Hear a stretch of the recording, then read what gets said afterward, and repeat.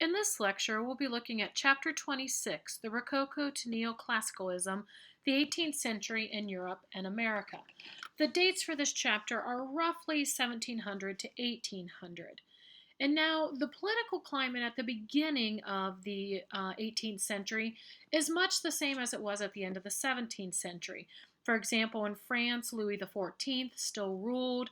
But by the end of this century, we're going to see revolutions will have radically changed the political, economic, and social fabric of the West.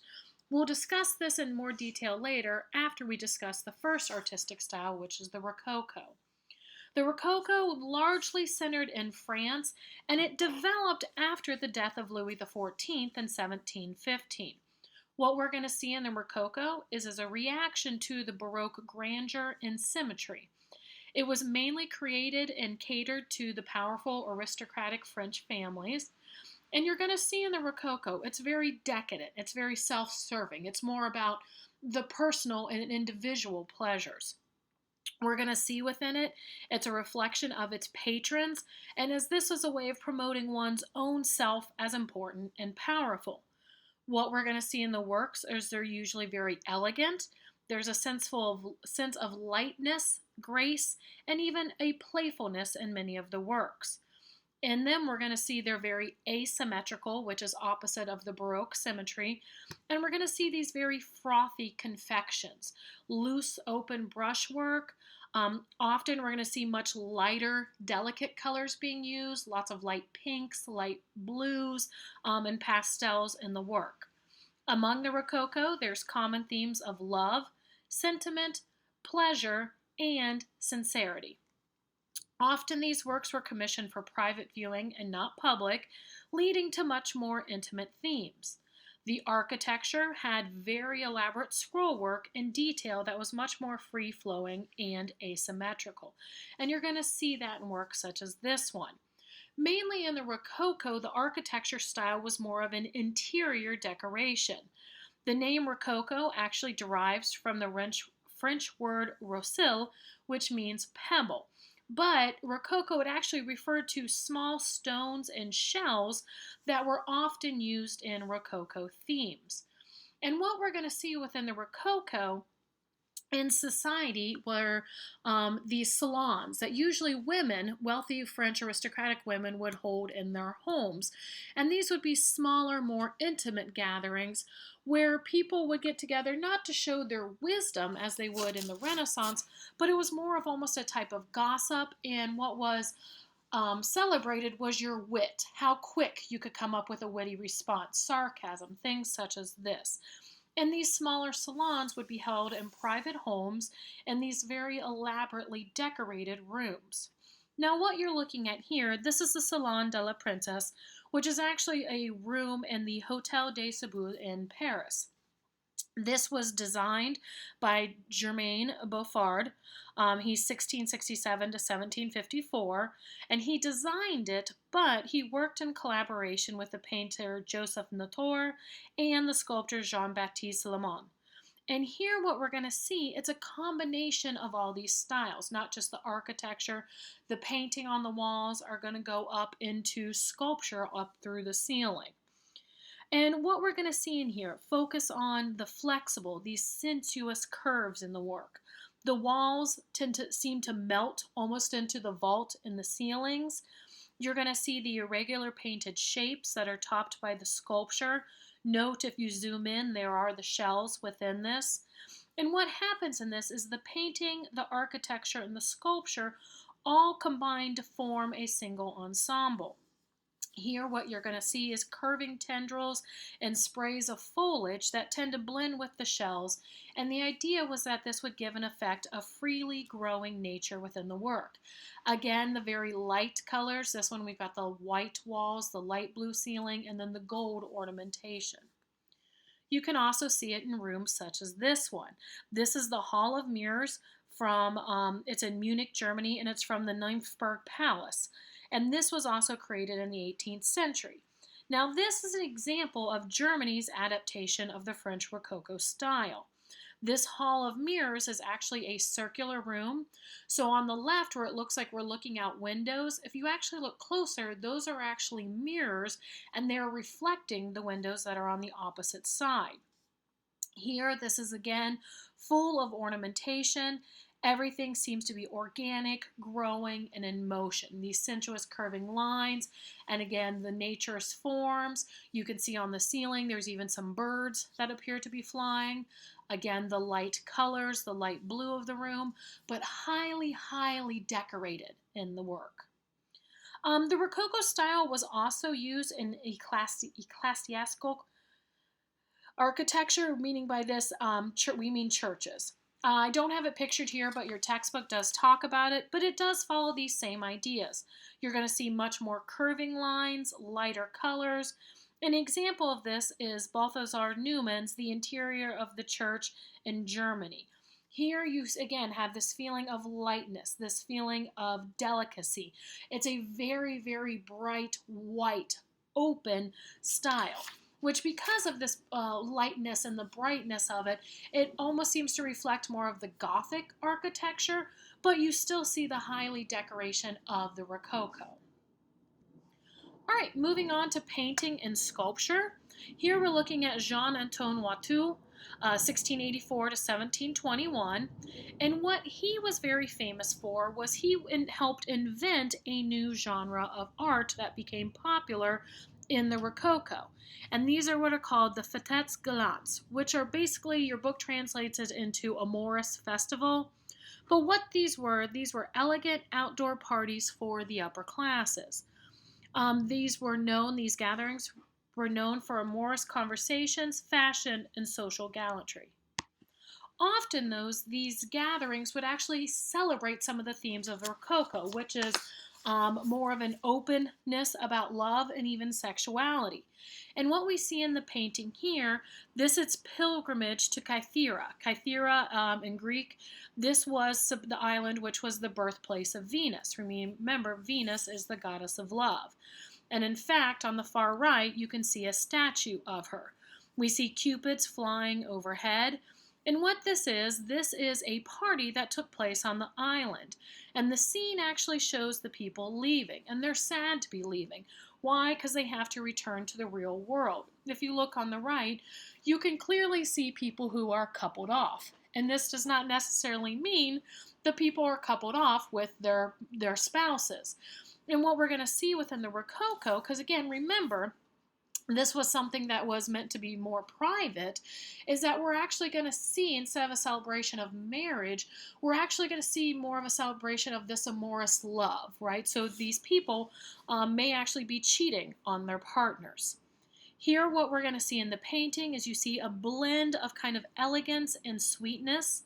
Watteau was searching for the smoothest, most poised, and most refined attitudes within his work.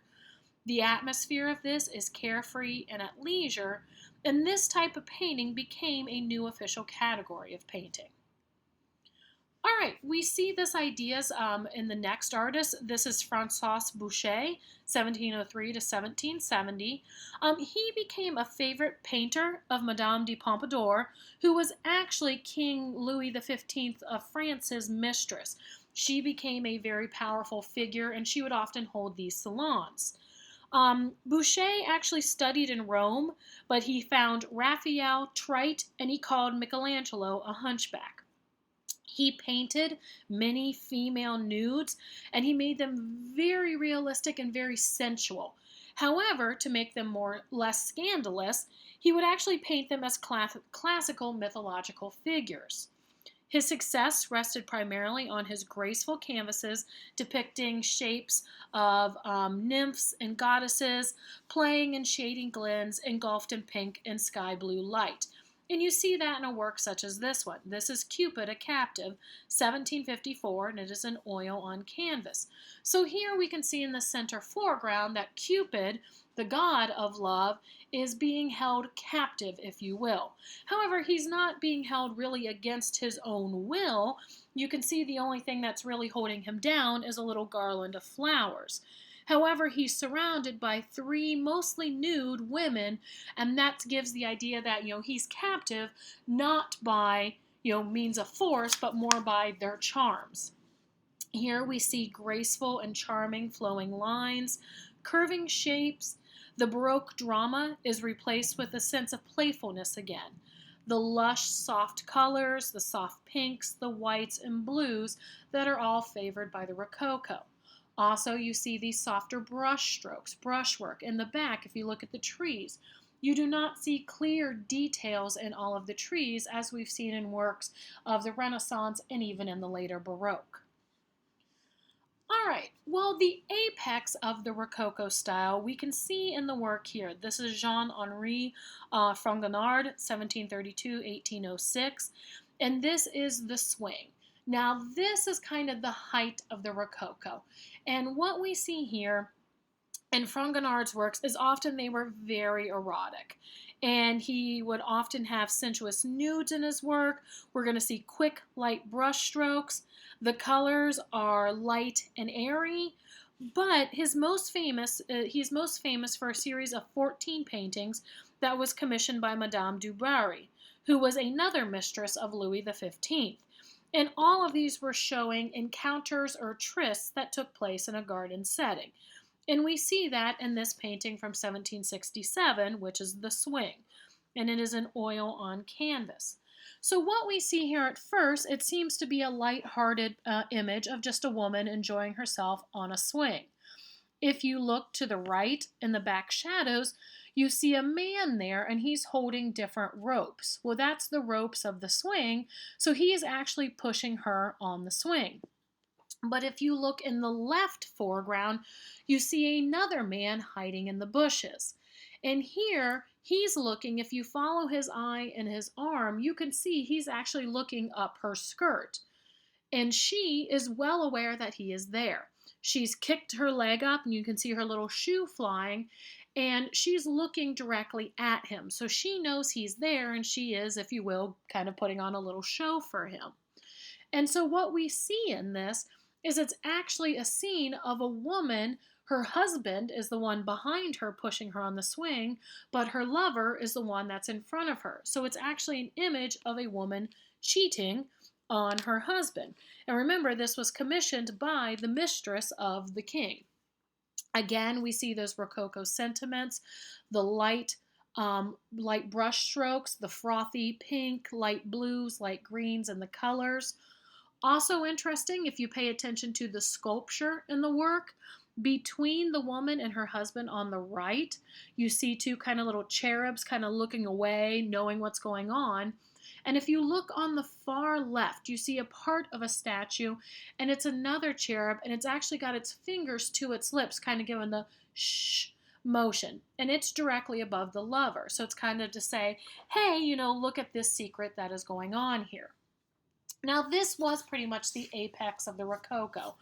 As works were taking things such as this far, society began to react to it and say, look, this is too much, too far, and we're going to see artwork start to go in a different direction.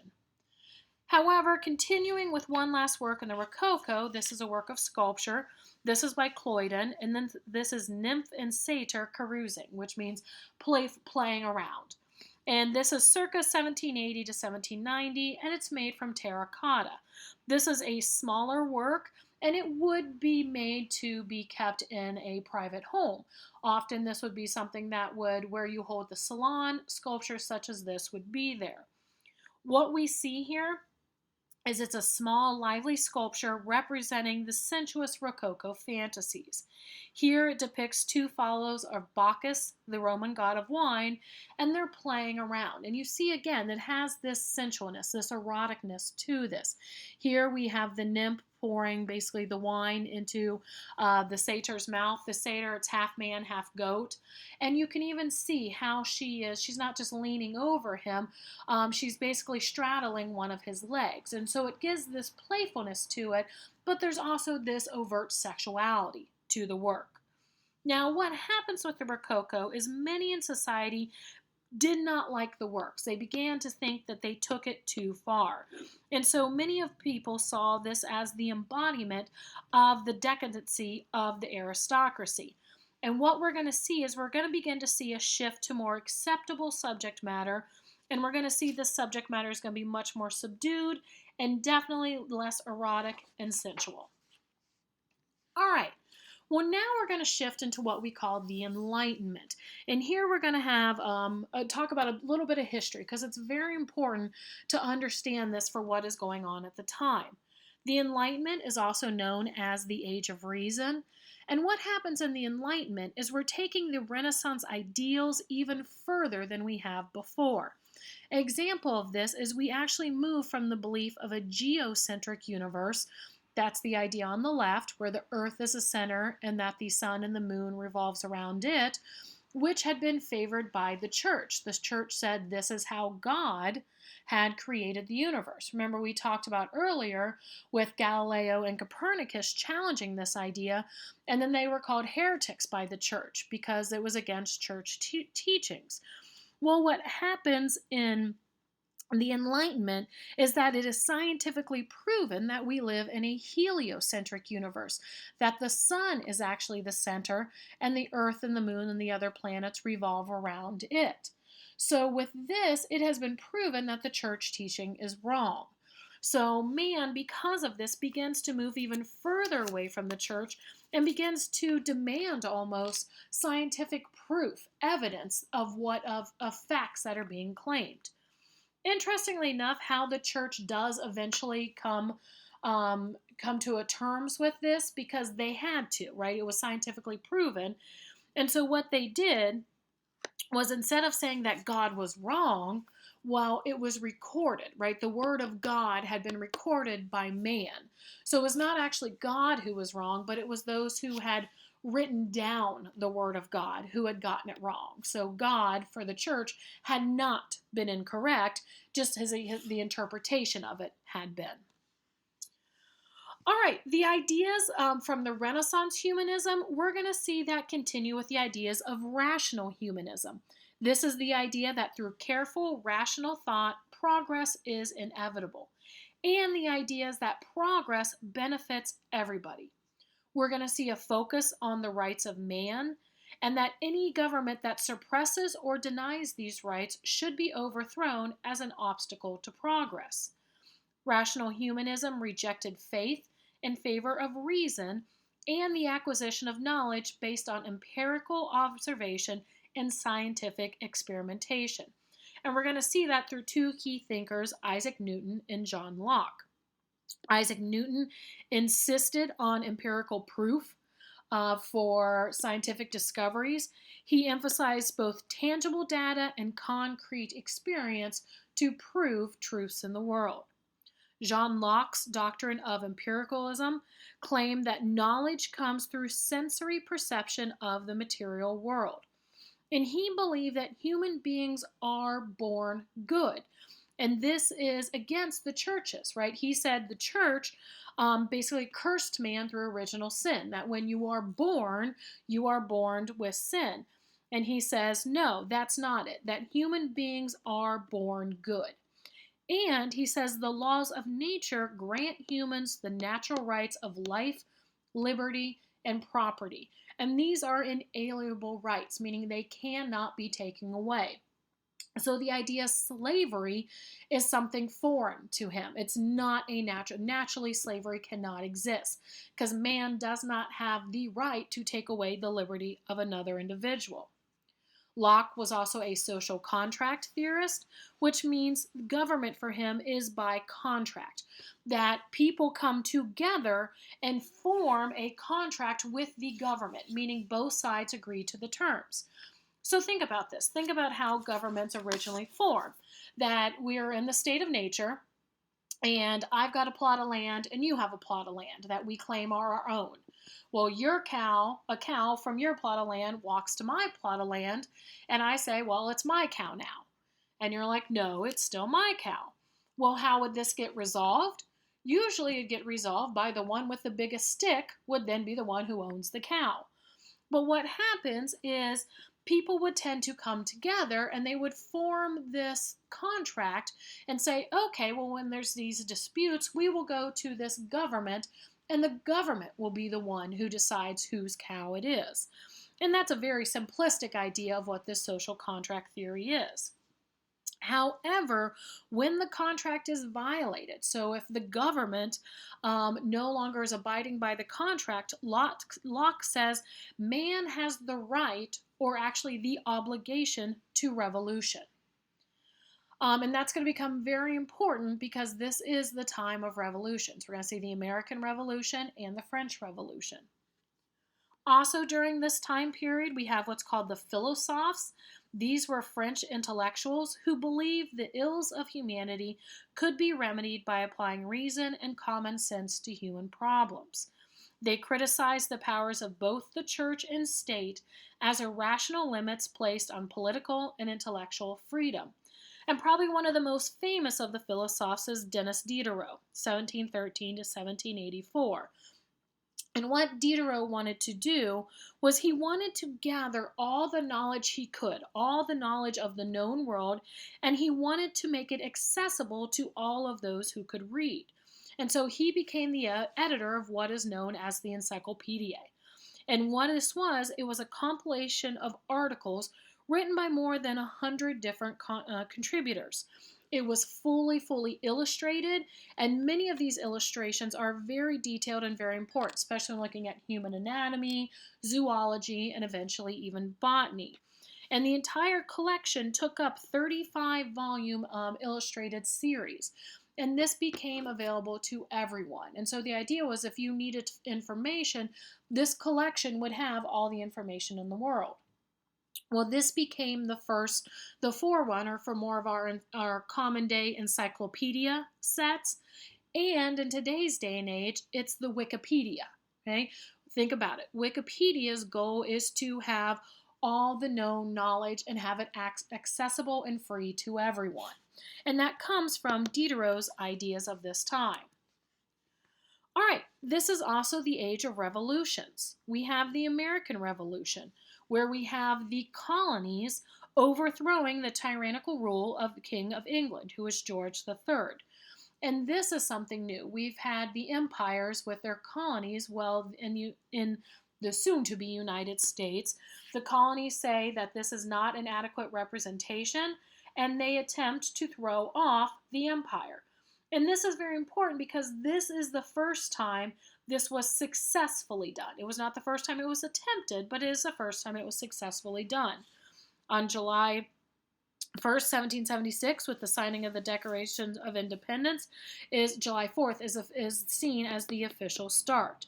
In 1781, with the surrender of British troops to George Washington, is seen as the end of the American Revolution. And the American Revolution was based on the ideas of rationalism. And we see this in Thomas Paine's Common Sense, where he is trying to rally the people, the colonists, to fight against the king. And he says, "These are the times that try men's soul. The summer soldier and the sunside patriot will, in the crisis, shrink from the service of their country. But he that stands by it now deserves the loving thanks of men and women." And so it was a call. It was a call basically to arms to throw off the oppressive British government. This is also a time of revolution for women's rights. In 1792, Mary Wollstonecraft wrote A Vindication of the Rights of Women, where she claimed that women should also be educated. Her claim was that women have been looked down at as intellectually inferior to men, but she says that's because they've not received the same training. If they get the same educational training as men, then we'll see that they are just as smart. And she claims this is a value because it will also make them better mothers, wives, and citizens. Mary Wollstonecraft also famously is the mother of Mary Shelley, who we'll see in the Romantic age. Mary Shelley wrote A Modern Prometheus, which is modernly known as Frankenstein. Also during this time, we're going to see campaigns beginning for women's suffrage. However, this in most places was not achieved until the 20th century. Also, after and inspired by the American Revolution, we're going to see the French Revolution. This was more of a class warfare. This is where the middle and lower classes were tired of the extreme wealth of the aristocracy. Think of the Rococo, what it celebrated. Well, the middle and lower classes were basically tired of this, and especially tired of the decadence of the king. What happens is they formed a new government where all classes had a voice, and this was called the Estates General. This actually failed, and the National Assembly was then formed after the famous storming of the Bastille.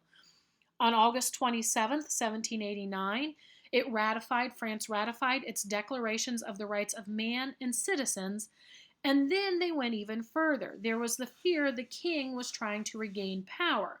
So on September 21st, 1792, they abolished the monarchy in France and executed King Louis XVI by guillotine, and days later, his wife, the Queen Marie Antoinette, was also executed.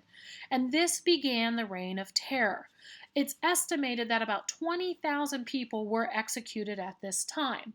Because what happened is there became this fear that anyone who became too powerful, there was the fear they would become king-like on their own and they would be executed.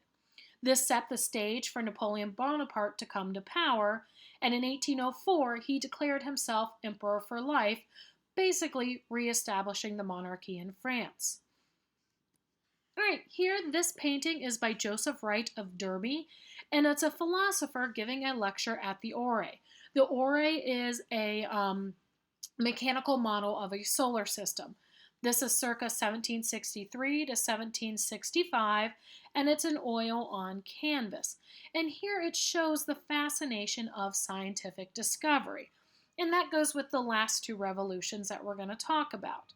The first is the Industrial Revolution. And we see the Industrial Revolution is usually considered to start May 1st, 1759 in Staffordshire, England, with the birth of the factory. And this is going to be Josiah Wedgwood's pottery factory. In fact, Wedgwood pottery is something that is still around to this day. What happens with these factories is we're going to see mass production of products, meaning products can be made cheaper and they become much easier to purchase. Now, this also changes the role of the worker. You have to remember, most people at this time still live their lives as farmers. On a farm, your day starts when the sun comes up. Your day ends basically when the chores and what needs to get done is done. On a farm, you are largely responsible for, ambulance. You're largely responsible for producing all of the things that you need. So if you need candles, you're going to have to produce them. You need clothes, you're going to have to produce it. You need food to get through the winter. Well, during spring and summer and fall, you're going to have to grow and harvest and find a way to save these. Well, what happens with the rise of the factories is now we have these products that can be mass produced. So instead of spending, 3 to 5 days making the candles you need for the year, you can go to a store and buy them cheaply.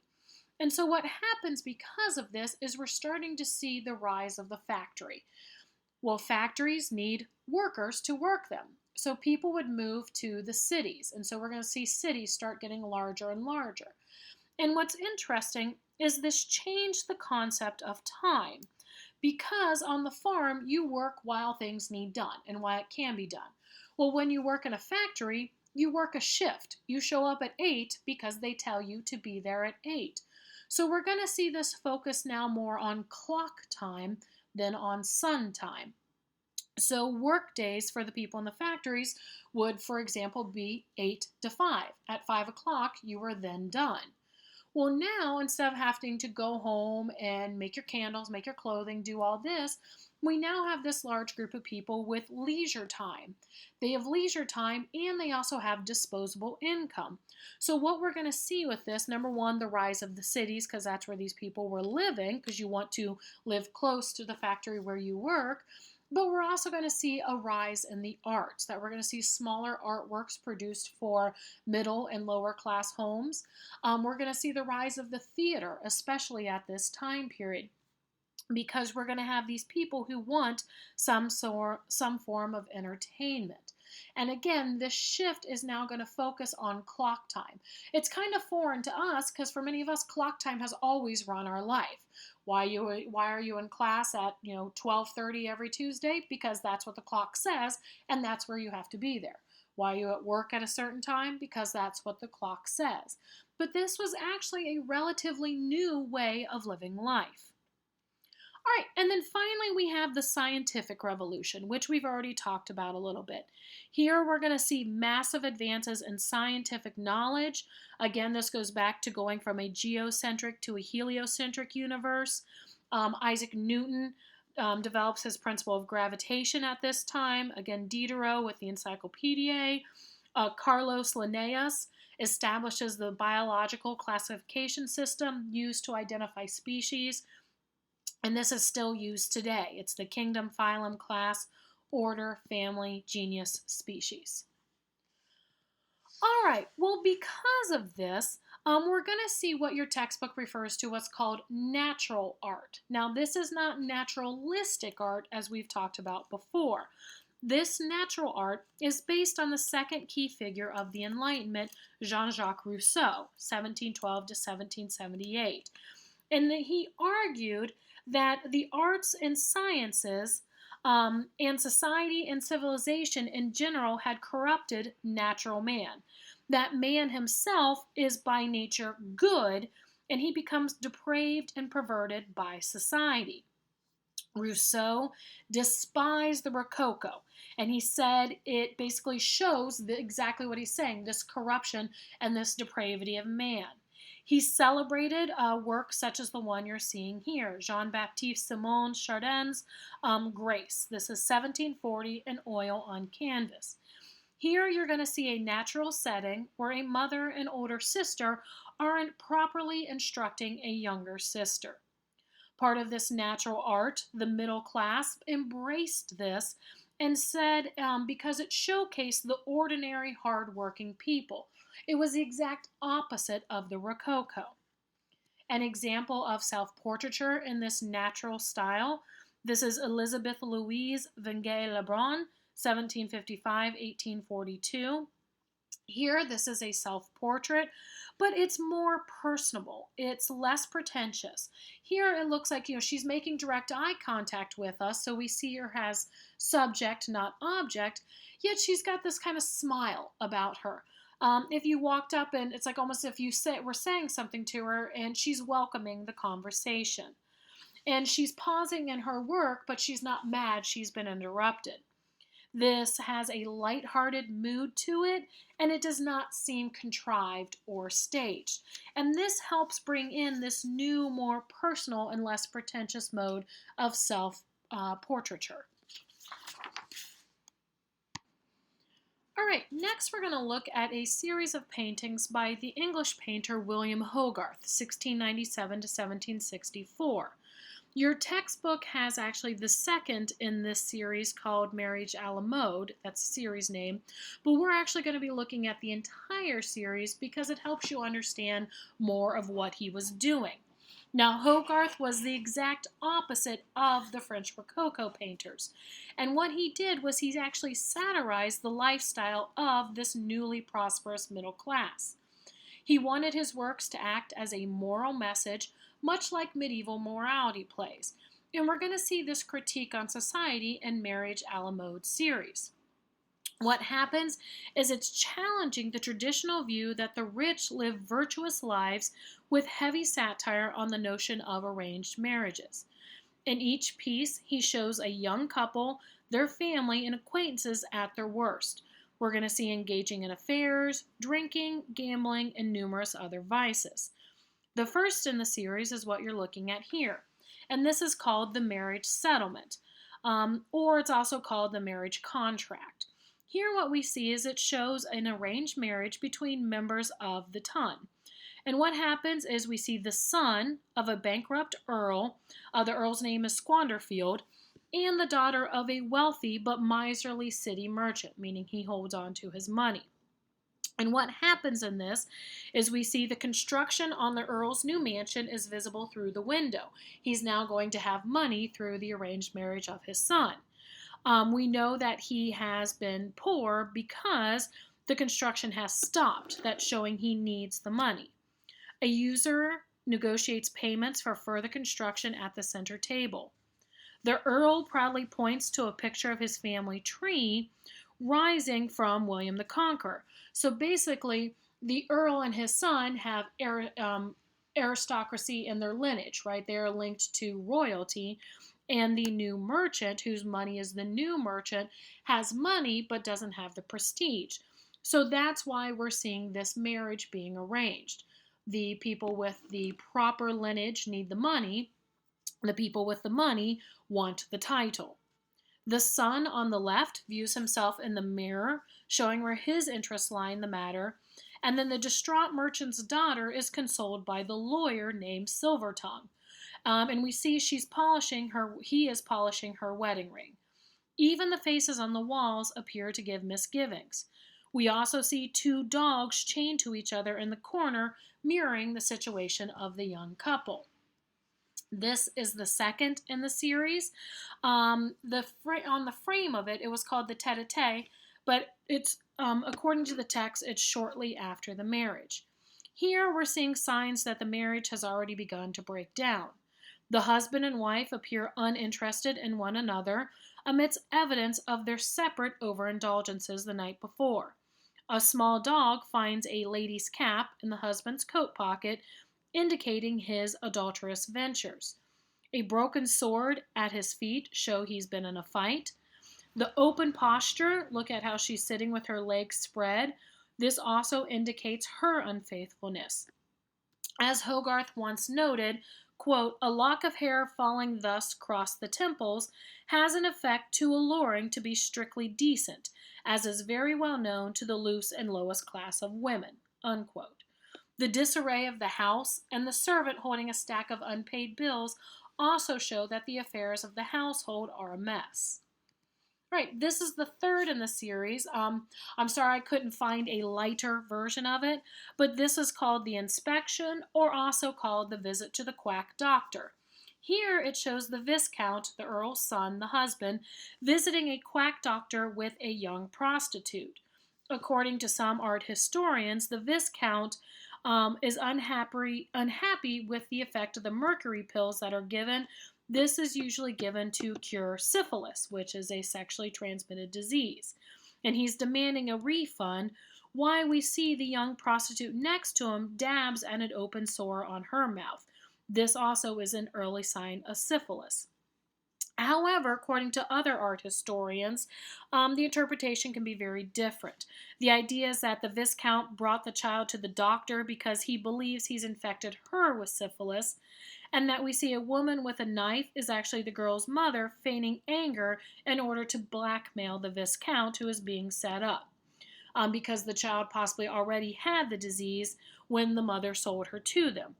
Either way, we're seeing that the Viscount, we're seeing the beginnings of his own diagnosis of syphilis, and further seeing his adulterous affairs. In the fourth in the series, this is called The Toilette, or the Countess's Mourning. Here what we're seeing is the old Earl has died, so now the son, the husband, is the new Earl, and the wife has become a countess. The countess sits with her back to her guests, and she's focused only on her own toilet, her grooming. The lawyer, remember Silvertongue, from the first painting, he reclines next to her, suggesting the existence of an affair between the two. This point is underlined by the child in front of the pair, pointing to the horns on a statue, which is a symbol of cuckoldry, meaning of a woman cheating on her husband.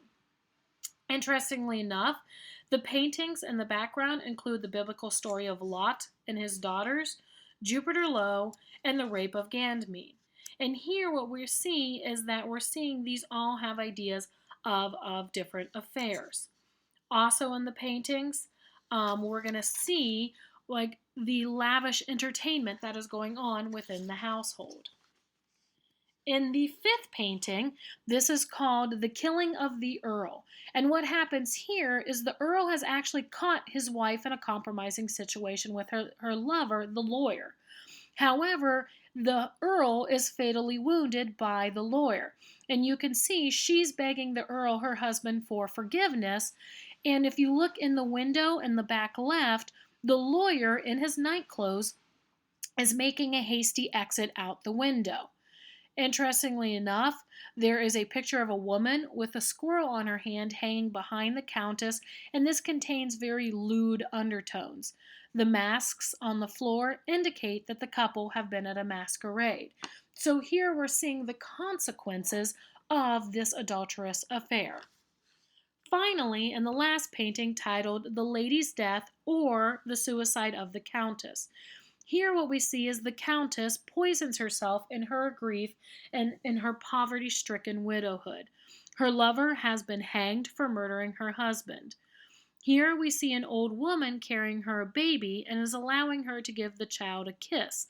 But you can see the dark mark on the child's cheek, and the caliper on her leg already suggests that the disease of syphilis has been passed on to the next generation. This is also supposed to represent the idea that the sins of the parents have also been passed down to the daughter. The Countess' father, who was the one who arranged the marriage, his miserly lifestyle is evidenced in the bare house. He actually is removing the wedding ring from her finger as she is dying. So you see through this series what Hogarth is doing is he's actually taking this idea of arranged marriage and he's showing the corruption of the people in this class. All right. Next, we'll move on to the idea of a new form of portraiture that develops. This is what's called grand manner portraiture. And what happens with this is this type of portraiture embraces the Enlightenment concept of nobility. But for this nobility, we're not referring to character based on aristocratic birth, that it's not the lineage you come from, but it's the character of the individual. What is celebrating is individuals that have risen from humble origins and become celebrated. Most often in this, it's the modern military hero. And the modern military hero who came from very humble origins gets placed on the same level as the aristocracy. And we're going to see this celebrated in what is known as grand manner portraits. These grand manner portraits elevate the sitter by conveying on them refinement and elegance. And you see this here in Sir Joshua Reynolds' portrait of Lord Heathfield, 1787. It is an oil on canvas. Lord Heathfield was an English officer, and he was actually commander of the fortress of Gibraltar. And he came to fame because he defended the fort against the Spanish and the French. We see in his hands, he's holding the very large key to the fortress, which is a symbol of his victory. In the background of the portrait, if you look, the battle is actually waging on behind him. He himself is given a very heavy, honest face, and his uniform is idealized. So you get this sense of grandeur from the portrait. And the portrait also celebrates the events that led to his own greatness and his own nobility in society. We see this again in the work here. This is by Benjamin West. This is Death of General West, 1738. I'm sorry, Death of General Wolfe, 1771, and this is an oil on canvas. Benjamin West's dates are 1738 to 1820. West himself was one of the 36 founding members of the Royal Academy of the Arts, and he was the official painter to England's George III. Now, the death of General Wolfe shows the mortally wounded young English commander just after he successfully defeated the French in the Battle of Quebec in 1759. This battle was very important because it's what gave Canada to Great Britain. So he led the troops, but in the battle he himself is wounded. What happens here is West blends realistic details. If you look at this, very, very fine details. We see the use of atmospheric perspective. But what he also does is he blends this with the grand tradition of history painting by arranging his figures in a complex and theatrical ordered composition. So we see in the little right of center, we see the fallen General Wolfe as he is dying. He is surrounded by those around him, including, you're going to see kneeling in the left foreground, the idea of the noble savage. Also, look at the play of light. It almost shines directly on Wolfe or even from Wolfe. And what this does is think back to some of the religious paintings that we've looked at. And what it does, it almost makes Wolfe seem like a Christ-like figure, and it suggests the death of a saint.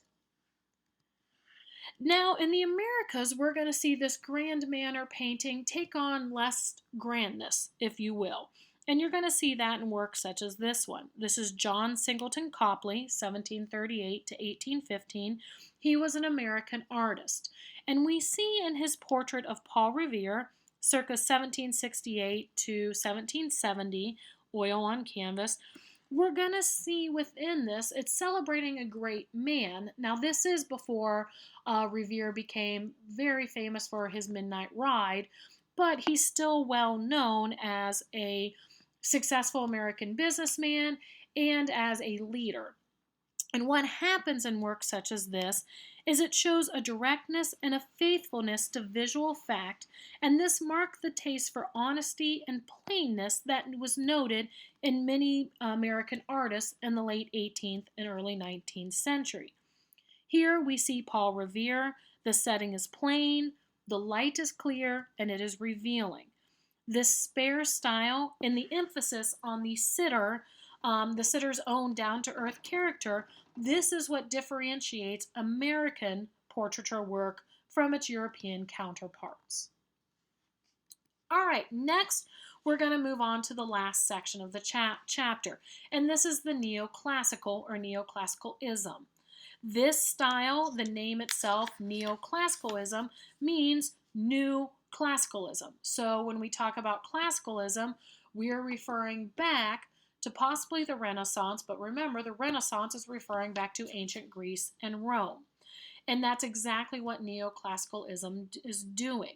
It was a response to the Rococo style focus on the individual and self-gratification.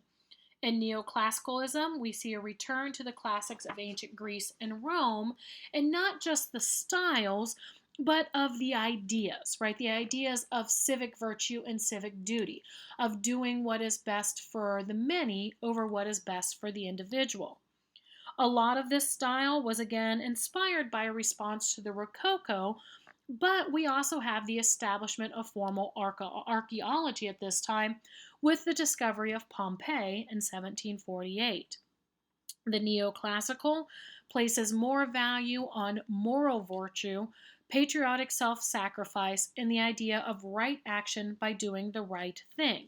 And we see that in the work that we are looking at here. This is a painting by Jacques-Louis David. In neoclassical paintings, we're usually going to see central points being used, dull colors to show the importance of the story. Technical aspects, we're going to see no visible brushstrokes, very clean, straight lines, and little to no ornamentation. Also, in many of the works, we're going to see influences from Greek and Roman, both values and styles. So this work, this is the Oath of the Herodi, 1784, and it is in oil on canvas. Again, this is by Jacques-Louis David. David rebelled against the Rococo style. He saw it as artificial and tasteless. And he wanted to show in his works the perfect form that had been celebrated in Greek art and high Renaissance art. David also believed the subject of the artwork should have a moral. And we're going to see that here in the Oath of the Herodi.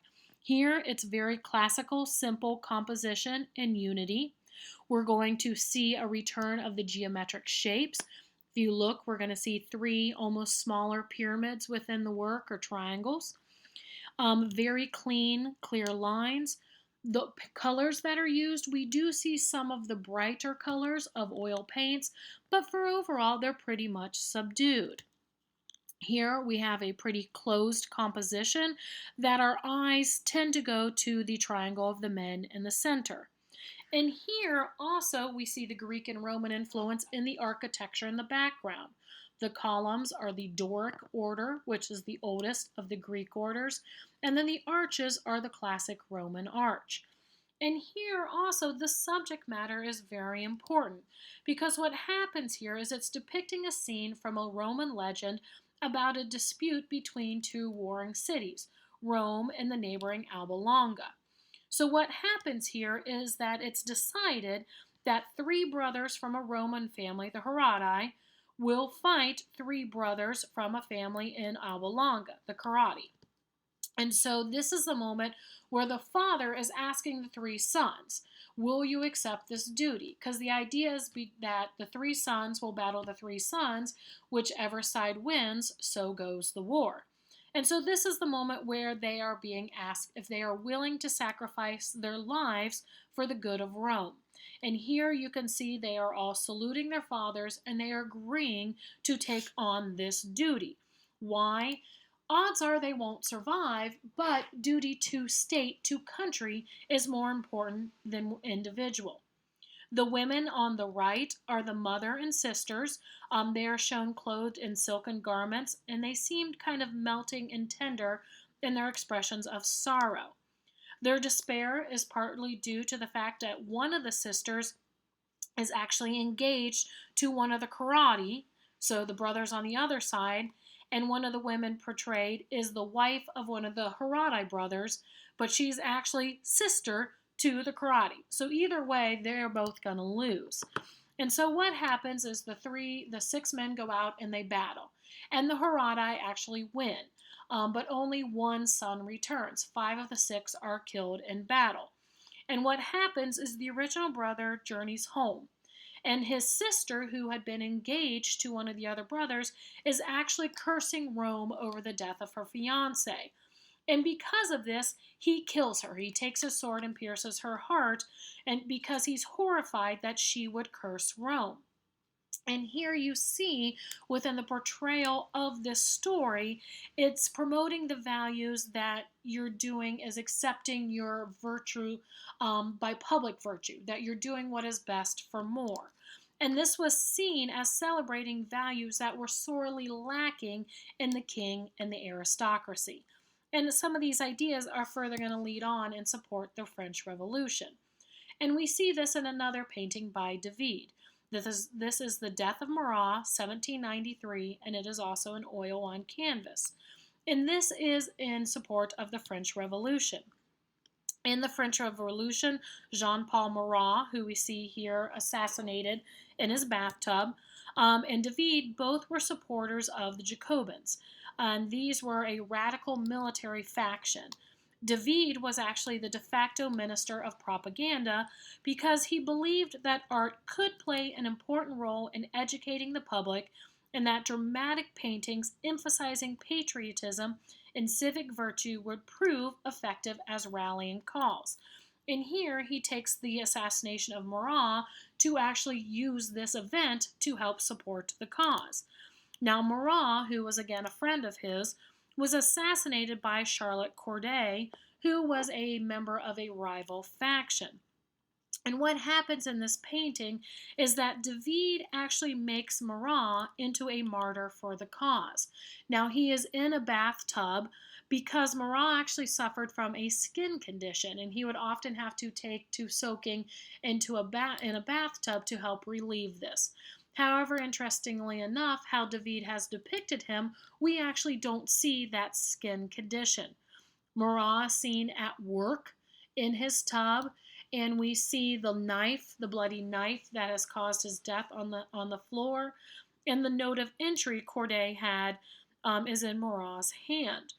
Because of this, the very stark background, the focus is on Marat's figure, and David has almost made him into a fallen Christ-like figure, and this one, the sacrifice, is for the Jacobean cause. All right, another work that shows the neoclassical ideas. This one is talked about in the beginning of the chapter. This is Angelica Kaufman, 1741 to 1807. And here again, it's showing this representation of virtuous behavior and high moral conduct. Here, this is Cornelia pointing to her children as her treasures, 1785, and it is in oil on canvas. Here, what happens is you see the woman on the right is showing Cornelia all of her worldly goods, her jewelry and her jewels. And she asks Cornelia, well, where are your treasures? Well, Cornelia points not to worldly goods, but she points to her own children as being her treasures. Again, celebrating the family values.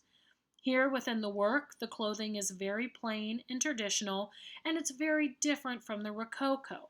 Again, we see these very subdued colors and clean lines, and we see the influence of the Greek architecture in the columns behind them.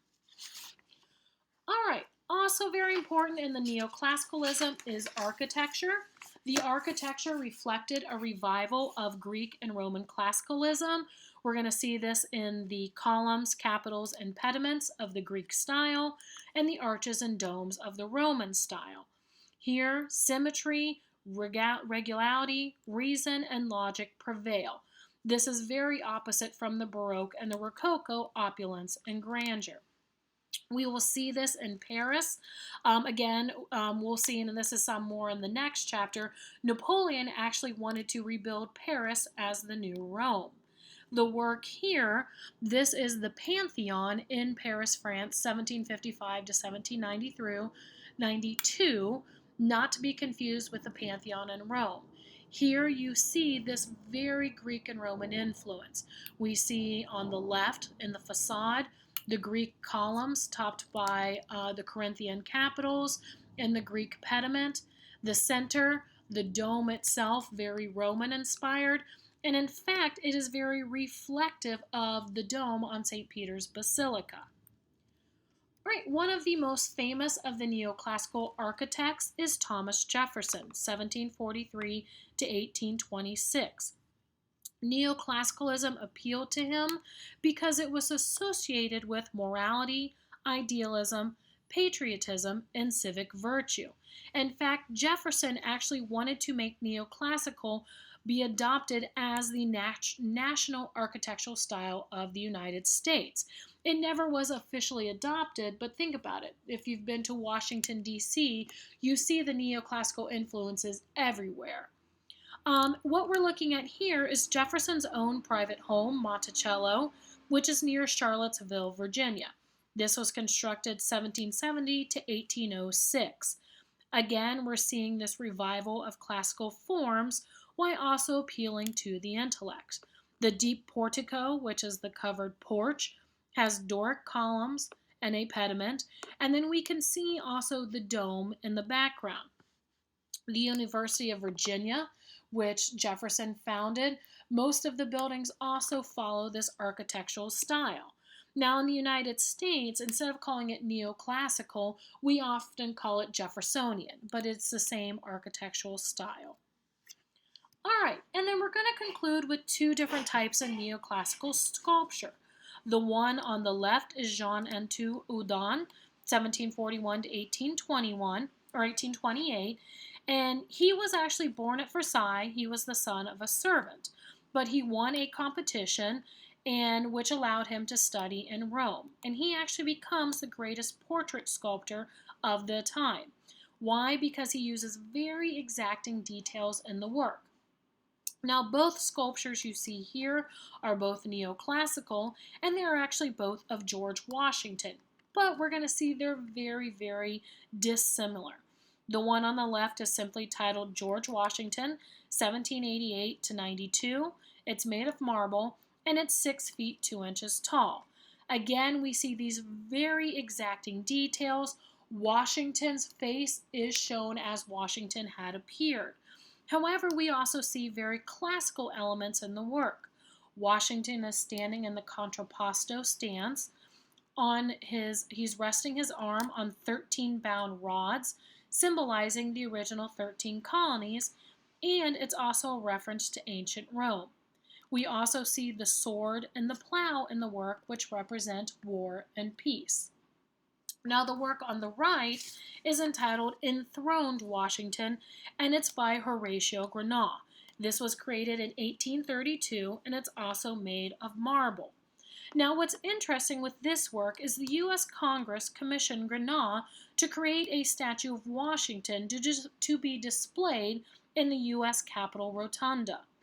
When the marble statue arrived in Washington in 1841, however, it immediately generated controversy and criticism because many people found the sight of a half-naked Washington offensive and even comical.